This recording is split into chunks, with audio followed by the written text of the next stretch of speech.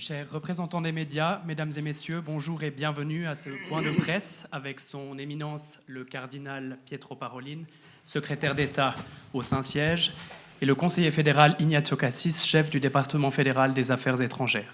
Monsieur le conseiller fédéral, vous avez la parole. Grazie mille, Sua Eminenza, mesdames et messieurs.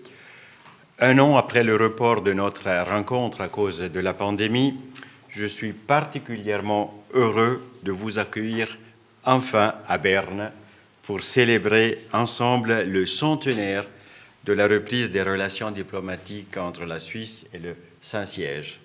En réalité, c'est le centenaire plus 1, parce qu'on a reporté d'une année. Des relations qui avaient été interrompues pendant plus de 50 ans dans le contexte du Kulturkampf. Un fait qui pourrait être surprenant aujourd'hui. Quand on parle de relations entre la Suisse et le Vatican, on pense naturellement tout de suite à la garde suisse du pape. Un symbole fort qui rappelle que nos relations étroites ont débuté il y a plusieurs siècles déjà, presque un demi-millénium. Je suis particulièrement heureux que nos relations aient pu être renouées grâce à un Tessinois. En effet, le 20 juin 1920, c'est le conseiller fédéral Giuseppe Motta, alors président de la Confédération, qui a convaincu le Conseil fédéral de rétablir des relations et des liens diplomatiques avec le Vatican, après le Kulturkampf. Il s'agit donc d'un anniversaire très important et notre présence ici aujourd'hui s'inscrit dans l'esprit de dialogue et de paix que partagent la Suisse et le Saint-Siège. C'est exactement dans cette optique que nous venons de signer une déclaration conjointe pour un engagement commun dans ces éléments qui nous réunissent.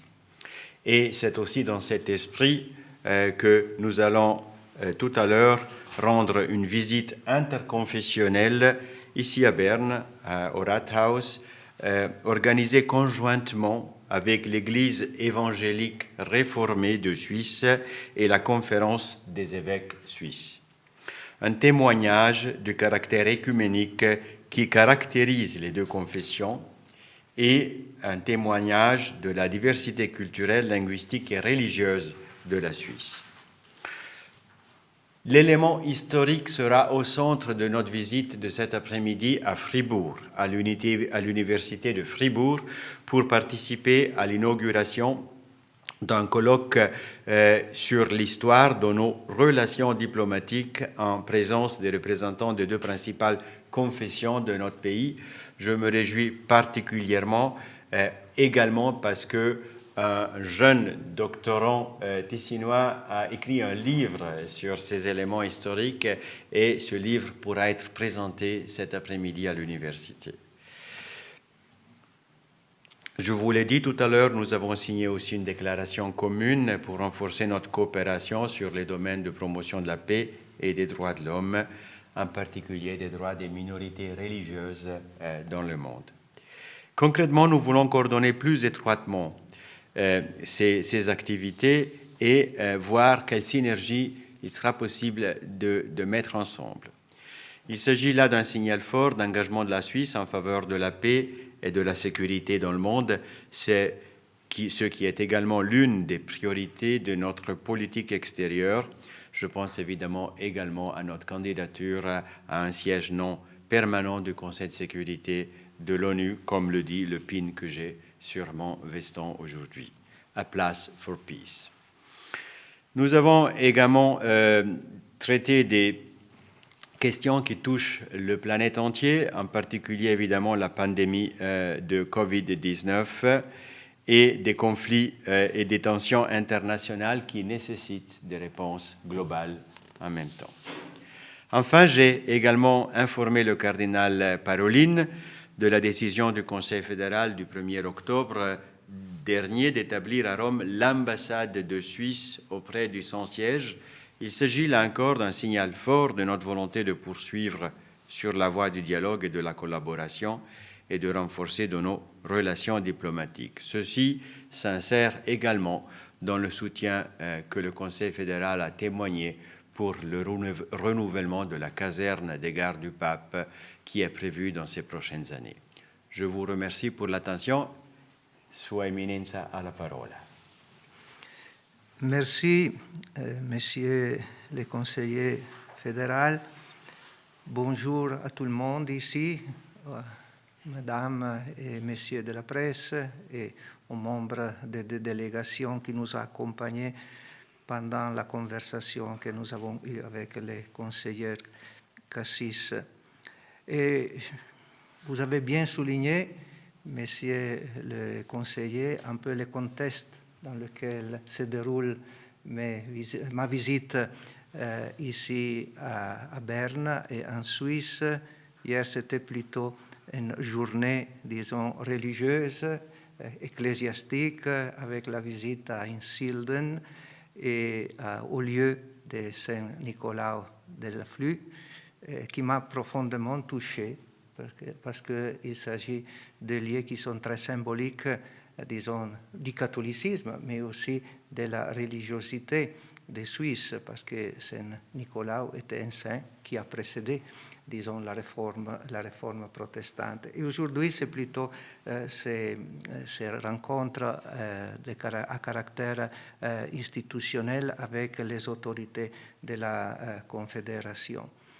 Et alors, je pense que cette visite est très importante et je remercie encore une fois les autorités et les conseillers en particulier pour l'invitation, parce qu'il s'agit de renforcer notre relation, de renforcer.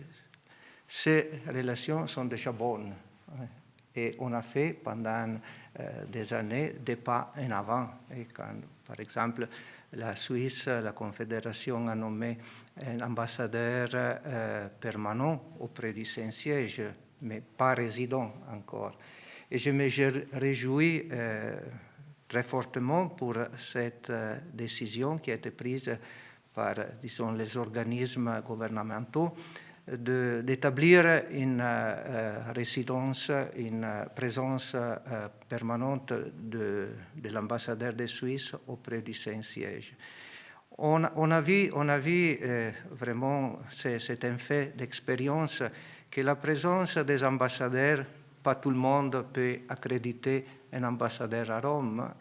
Il y a aussi l'État italien, il y a la FAO, alors c'est difficile pour tout le monde d'être présent par 3 fois dans la même ville. Mais quand il y a un ambassadeur résident, la collaboration est plus féconde et plus constructive et plus, disons, c'est une collaboration plus grande. Et je pense que ça, c'est le significat, c'est le sens de cette présence de la Suisse, de la Confédération auprès du Saint-Siège.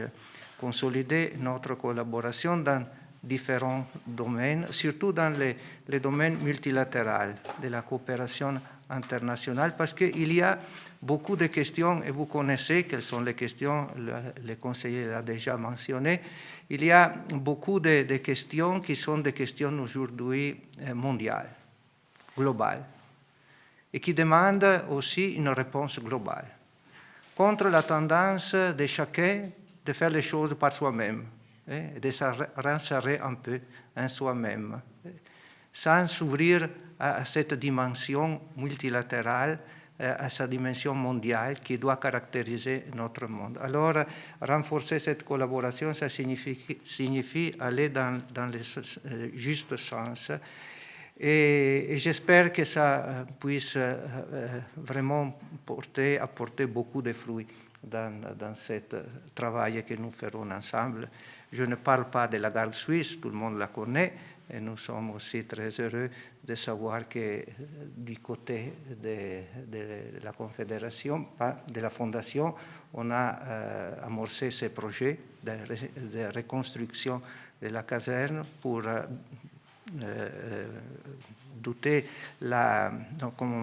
pour mettre à disposition de la garde suisse des milieux, disons des endroits, disons plus aptes pour le déroulement de sa vie et de son activité. Alors c'est un autre point très important à souligner. Et j'espère que ça puisse vraiment nous aider à continuer dans ce chemin de collaboration constructive. Merci. Merci à son éminence le cardinal Parolin et au conseiller fédéral Ignazio Cassis. Nous allons maintenant ouvrir la ronde des questions. Le temps étant relativement restreint, nous aurons l'occasion de prendre 2 questions. Je vous prierai de bien vouloir poser vos questions en français en vous présentant brièvement avec votre nom, votre prénom et le média pour lequel vous travaillez. Bien entendu aussi préciser à quelle personne vous souhaitez adresser votre question. À qui puis-je donner la parole? Monsieur Zbinden. J'ai une question pour son éminence. Vous pouvez enlever votre main. Voilà. Oui, c'est plus facile pour moi. Oui, je comprends. Oui. Voilà, j'ai une question pour son éminence, Raphaël Zbinden, 4.ch, les médias catholiques à Lausanne. J'ai une question qui se rapporte à votre présence à la COP26. Vous avez annoncé que le Vatican ambitionnait la neutralité carbone pour 2050. Alors, par rapport à d'autres pays qui ambitionnent une date antérieure, est-ce que le Vatican, qui veut se donner plutôt un rôle majeur dans l'écologie, est-ce que c'est pas assez ambitieux pour le Vatican, cette date 2050? Bien. Alors, je pense que le Saint-Siège est très engagé dans ce domaine de l'écologie, non? Et très engagé de l'environnement. On a cette encyclique, l'encyclique Laudato Si, qui est considérée un peu la guide de ce mouvement en faveur de l'écologie. Quand le leader du monde vient au Vatican, vient au Saint-Siège pour parler avec le pape, c'est toujours un argument qui est touché, c'est de l'écologie. Alors, nous travaillons sur 2 plans. Et vous savez, non? Alors, premier, c'est le plan de l'État du Vatican, mais c'est une chose très petite. Mais c'est plutôt pour donner un exemple d'engagement de notre État pour la réduction des émissions. On a mis la date de 2050, je ne sais pas, je dois demander aux techniciens, aux experts, s'il est possible un peu d'arriver avant. Mais on a déjà pris beaucoup de mesures, et je pense que pour 2050, il n'y aura plus des émissions, disons, dangereuses. Et de l'autre côté, et c'est plutôt l'engagement de l'Église catholique et du Saint-Siège comme tel, c'est la question de l'écologie intégrale, et surtout l'éducation à l'écologie intégrale. Nous pensons que c'est important, pas seulement d'adopter des mesures techniques, elles sont nécessaires, par exemple la question des financements des pays moins développés, et tout ça pour l'adaptation de ces systèmes aux paramètres écologiques, mais aussi aider les gens à changer un peu la tête, à changer un peu la mentalité. Et nous pensons que l'Église peut faire beaucoup dans ce sens-là. Nous l'avons déjà fait, par exemple, le 4 octobre, avec cette réunion des leaders religieux. Ce n'est pas seulement l'Église catholique, c'est l'implication des autres, et nous continuerons à le faire. Merci. Nous allons prendre une dernière question. Monsieur Vincent. J'ai une question pour Monsieur le Conseiller fédéral à cause de la décision d'établir une ambassade permanente au Vatican. Les protestants suisses, ils craignent, comme ils disent, un certain déséquilibre confessionnel, une confessionnelle Schieflage à cause de cette décision. Comment vous répondez à ces craintes? Ces craintes nous sont connues et c'est la raison pour laquelle nous avons entamé avec la présidente de l'Église évangélique réformée, Madame Famos, un dialogue très ouvert, et la visite que nous allons faire maintenant à leur synode est justement finalisée à les rassurer de ce point de vue. La présence d'une ambassade suisse au Vatican ne signifie aucun changement de la laïcité de l'État suisse, qui reste un État laïque réglé par une constitution qui est la sienne. Le Vatican étant un État avec lequel nous avons plusieurs points en commun, surtout dans les domaines que nous avons identifiés dans la déclaration conjointe, nous entamons avec le Vatican une plus forte coopération à ce niveau-là. Également, cela signifie un plus fort engagement dans le dialogue interconfessionnel, écuménique, interreligieux. Et n'oubliez par exemple pas que la Genève internationale est également une ville importante pour ce dialogue. Et donc, dans ce sens-là, est à comprendre notre décision. Nous l'avons bien expliqué aux églises évangéliques réformées en Suisse. Nous l'avons bien expliqué aussi aux commissions parlementaires qui ont discuté de cette question. Et je crois qu'il y a une forte compréhension aujourd'hui pour ça. Voilà, merci. C'est ainsi que se termine ce point de presse. Merci.